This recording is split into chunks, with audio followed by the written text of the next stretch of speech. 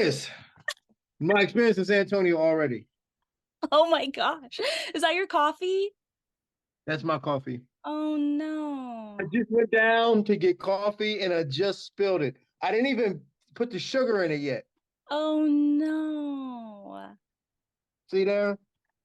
That is the story of my life. Don't leave, don't stop recording. I'm just gonna grab a towel. You're All fine. right. I'm right here. I'm not leaving. All right, don't leave. I'm not.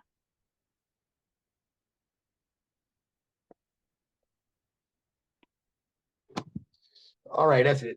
You know what I'm saying? I have to tell you, don't leave because women have a tendency to leave me.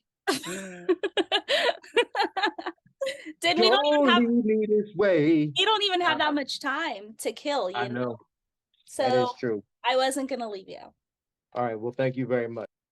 I'm so sorry.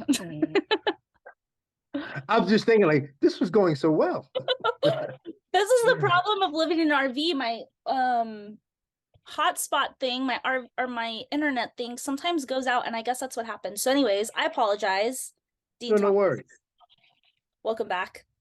Listen, just keep it flowing. You know what I'm saying? Listen, and anybody who knows me know that type of stuff happens, and I'm a clown, and that just makes for all much more entertainment. So Thank you. Exactly. While you clean up yeah. your coffee, I mean, we can go ahead and get straight into it. And Let's get into it while I'm yeah, cleaning.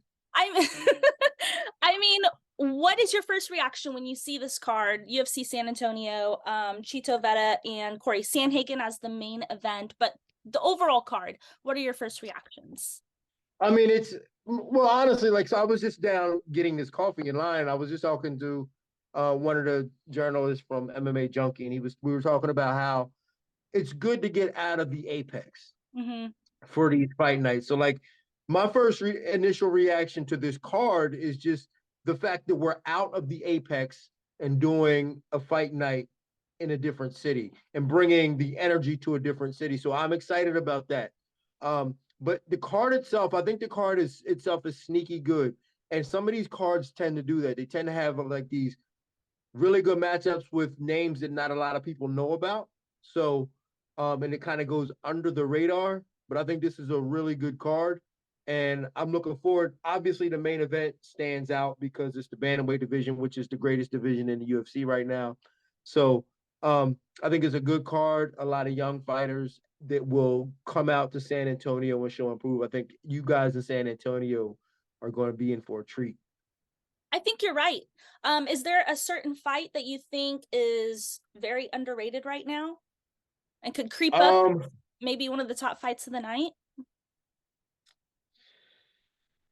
You know which fight I'm actually, and I tend to always do this because I tend to favor women fights because of the passion that they fight with. The Mm-hmm. women fight with a little bit more passion, and they're less intimidated by some of the distractions that men get intimidated by about trying to maintain this reputation of machismo. Women don't do that. So, and I think that the Macy Barber and Andrea Lee fight is going to show out. Um, I know how good Macy Barber is. I've watched her come up. I remember when she was at Rufus Sport, and I watched her there, and I remember Duke Rufus talking about how good she was and that she has the potential to be champion. Um, she hasn't always performed that well, but it's just gaining experience. And then we know how tough Andrea Lee is. Andrea Lee just won't go away. So I think that fight will sneak up on us and will be one of the more competitive, action-packed fights of the night. I'm very excited for this Macy Barber fight. I have Macy in this fight. And I've really been impressed by her her last few fights. I think for me also, that Nate and Lingo, I think that's right after the Macy Barber. Maybe it's right before. Yeah, Nate and Austin Lingo, Nate Landwehr and Austin Lingo. Yeah, that one seems really interesting. I think that could hopefully shake things up at AT&T Stadium or AT&T Center. I think that would be awesome. Well, I mean, how can you not like Nate Landwehr? Nate Landwehr is a savage. He's a character. He loves to fight. He loves to put on a show. So, and then Austin Lingo, I think he's from Dallas, or I know he may train in Dallas. So obviously, it's close enough to where he's gonna have people out here Representation. representing. So yeah. So I think you're right. That's gonna be a crazy fight. And I just yeah, it's a lot of crazy fights.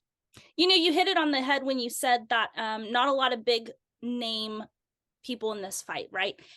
Which I think some people are kind of bypassing, because I do think that this card could be a lot more surprising for people that are not, in San Antonio. I feel like the fighting scene is growing. It's probably not as big as some other cities, but it's definitely growing and people pay attention. And I don't know what the attendance is going to be like at AT&T Center, but for people that may not know a lot of these fighters on this card, what would you say that they should expect this card to be like? Well, especially when you're dealing with fighters like this, these younger fighters who, if they have experience in the UFC, it was probably at the apex. So they're not used. So like if they, so they're not, they don't have the experience of fighting in the UFC in a different city. A lot of fighters don't have that. So now they get to fight in the UFC and experience that whole UFC atmosphere with the fans. Like unless they fought on a pay-per-view, they haven't experienced it with the fans. And that is going to bring a whole different energy and a different type of mentality to the fighters, because now the fighters are going to go and show out. I remember in Jacksonville when Ariana Carnellosi fought, I can't remember who her opponent was, but it was the first fight in front of fans in Jacksonville. It was a girl from, I think, Korea or Japan, and they went out there and went balls to the wall because it was the very first fight in front of the fans, and that's the type of response that you're going to get from fighters once they get them fans around them, is that they're going to just go balls to the wall. So if you are a fan and you haven't been to a UFC, expect these fighters to come out guns blazing, pedal to the metal, and they are going to deliver. I sure hope so. I'm excited for it. It's funny that you mentioned that about the Apex, because when when UFC first started doing fights at the Apex, as a fan, I loved it because you didn't hear the crowd. You heard everything that was going on just there in the octagon. You heard the coaches, and that's what I personally like. I like hearing you guys talk about the fight. I like hearing what the coaches have to say, and I want to hear every single hit inside the octagon. So it's definitely a different perspective, but hopefully, I just hope San Antonio shows out today. That's what I'm most excited for. Well, yeah. So I mean, there's always pros and cons to being in the Apex, and the last 3 years for combat sports has been so different, and it's been like all over the place. Like when it first went to the Apex, there were no fans. So it's like, watching Israel Adesanya fight Jan Blachowicz with no fans So was weird. It was weird. It was strange. And watching Tony Ferguson and Justin Gaethje with no fans was weird. But now at the Apex, there is a little fandom there, and there is a little background noise, but still not the same noise as a big arena. Now we're going to a big arena, so we're going to get to experience it in a different way. So I mean, all those things play a factor to the fighters and the mentality that they have going into a fight. So, but more often than not, it makes a lot of younger fighters perform better, or at least more recklessly, which looks better. Yeah, I like that. And I guess moving on to just the main event itself, Chito Vera and Corey Sandhagen. I mean, I don't know if this will necessarily go the distance. I would love for it to go the distance. I feel like the first round probably is going to start off a little slow. I feel like Chito is a little bit more methodical when it comes to how he approaches the fights. And Corey, I just never see him even stepping on the brake. How do you anticipate this fight going? You don't even have to say who's going to win, but just round by round, I guess. I mean, I'll even tell you who I think is going to win. Oh, okay. Bring it on. The problem with this, with me predicting fights and talking about fights, is that hindsight is always 2020, and I only go based on what I think is going to happen, and then I'm always wrong because guys do something different. So Yep. I'm like, oh, That's sports. You did 20 fights this way, and then now you want to change because Yep, I said every something. time. But the reality is that they're different type of fighters, with similar mentalities. I mean, they're both true warriors, and they love violence, and they love to go out there and inflict damage on the other person without regards to the damage being inflicted upon them. The difference in their the difference in their approach to fighting is that Corey Sandhagen is a lot faster, and he has a lot more tools to work with. And I think that's going to be the difference in the fight. I think his elusiveness, his speed, and just the way he creates angles is going to give Cheeto Vera a problem. Now, if you look at Cheeto Vera's prior fights, Rob Font, um, even Sean O'Malley, like Yep. they were getting off. They were getting off on Cheeto Vera early. Dominic Cruz, they're all getting off on him early. But Cheeto Vera finds ways to come back. He finds ways to land a big shot and come back and either win the round or maybe get a stoppage. I don't think he'll be able to find that against Corey Sandhagen. I think Corey Sandhagen is a little too focused, a little too young, and his legs are still too fresh for Cheeto Vera to find that big shot to change the course of this fight. I think this fight could end up looking pretty one-sided. I don't think that anybody's going to get like really hurt. I think it does go to distance, but it should look pretty one-sided. Now, when you say young, can you explain? Because they're both the same age. And Cheeto has like half an inch of a reach. But when you say young, do you just mean like the amount of fights that they've had in their career? Well, when you refer to a fighter's age, you refer to his fight age and their style. So when I refer to his age and when I refer to him being young and having young legs, it just means that he can still move his legs. Now, there's a big difference. Like if you look at and Kamaru Usman has never had young legs, but looking at his last fight, his legs got even more worn. I mean, you could just look at his legs. He doesn't have youthful legs. And Corey Sandhagen does. Like he switches stances, he moves back and forth. He's extremely quick, and that's having young legs. Now, when you get older in your career, start taking a lot of punishment, your legs go, and now you have to stand there and take more punishment. Corey Sandhagen is not at that point. Even looking at Dominic Cruz, his style relied upon his legs, but he's a little older now.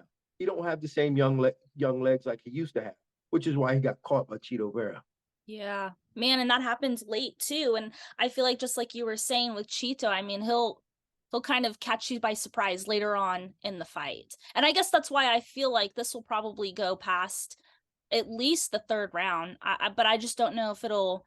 I mean, and that's the interesting thing. I don't know if it'll finish by decision because Sandhagen, he's only been finished once. Cheeto has never been finished before, so this could be a very interesting main event. And you actually have roll call. You said at 1. So what do you have to do between now and then? What is a typical day like, or a typical fight night like for Dean Thomas? Well, typically it's Saturday. So you know what happens on Saturdays. What's up, everybody? Dina White here, live at the UFC headquarters for another second Saturday, and today we're making pizza ice cream cones. First, get you some dough. Now you gotta add your sauce. Saturday. So I'm going to film an episode of Suckin' Saturday, but I have to go out and buy all the stuff and get all prepared and then make it look all pretty and then get in character as Dina White. And then I'll be able to put that out on Instagram. And I haven't done one in months, so it'll be the return. And this is a perfect one because you have to tell the people what you're making and why this is so important of what you're making today. I'm making how do you say it? Chilaquiles. Chilaquiles verdes. I bet it's gonna be delicious. Chilaquiles verdes. I'm making that because we are in San Antonio, and that is a staple food of San Antonio. I looked it up. It's one of the staple foods of San Antonio. Was it originated here? That I don't know. But I mean, you can find it at any Mexican restaurant. Usually like I feel like breakfast food for sure. Like Hispanic breakfast, Mexican breakfast, Tex-Mex, whatever you want to call it in San Antonio, that's like the thing to do. You go to a Jalisco's, you go to some kind of taqueria and you have a breakfast of either breakfast tacos or a plate, and chilaquiles verdes is one of them for sure. So I'm excited for you. Oh, you should be. Wait till you see it. Okay. Well, hopefully it tastes good too. I don't know about that. You know, Dina White he's not exactly the chef that he comes off as. Well, guess we'll have to see. Anything else you want people to know? Or obviously just to keep up with you, what should people know? Well, you can always follow me on all my social media. It is the same thing at Dean Thomas, DIN Thomas. I have another episode of Dean's Got Answers coming out. That's on YouTube, on the UFC's YouTube channel. And Dana White looking for a fight. We shot last week in Boston. We had a great time. We saw Callum Walsh kick butt, hanging out in the city of Boston during St. Patrick's Day weekend. So we had a good time. So that should be coming out soon. So look out for that as well. Heck yeah.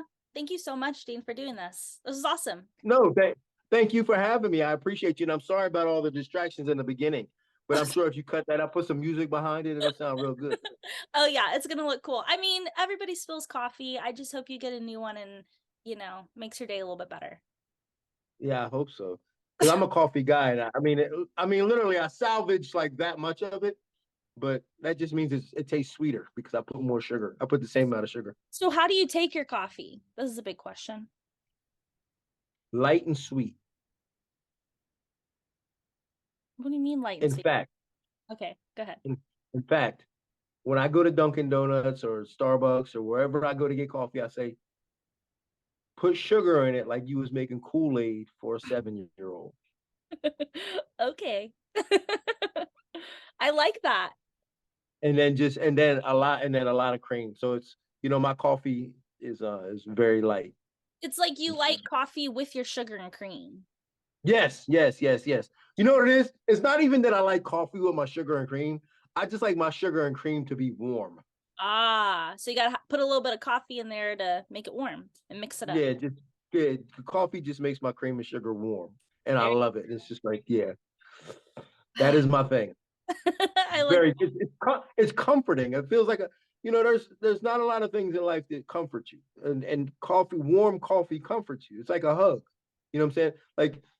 Like I'm also a hugger, so I like to give hugs to people because sometimes people need it.